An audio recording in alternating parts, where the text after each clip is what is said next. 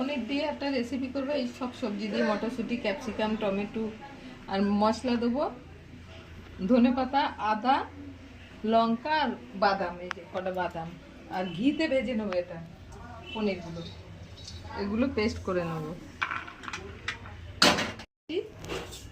ওই অল্প একটু ঘি ছিল, এই ঘিয়ের মধ্যেই এতে আছে, না এটা দেবো না, পরে দেবো, এটা ভুলে গেছি। ক্যাপসিকামগুলো দিয়ে দিলাম, মটরশুঁটিটাও দিয়ে দিলাম, আর তেল দেবো না, একটা টমেটো দিয়ে দিলাম।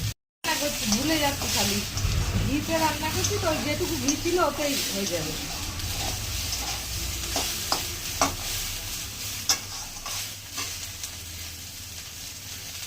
একটু গোলমরিচের গুঁড়ো দিলাম, একটু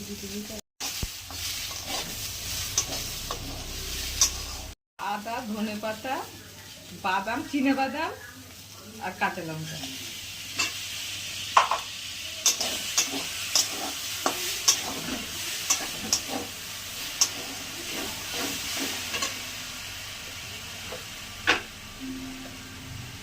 লবণ দিলাম,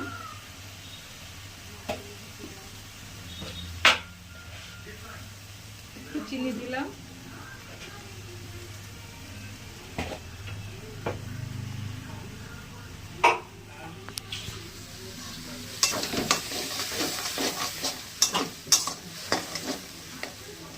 মিক্সারে বাকিটা দিয়ে অল্প একটু জল দিয়ে দিলাম, একটু কষিয়ে নেব।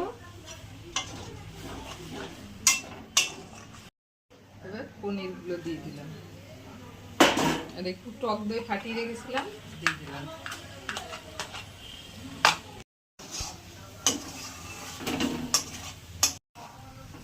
সামান্য একটু ঘি দিয়ে ভেজে নিয়েছি, আর কোনো মশলা দিলাম না বেশি।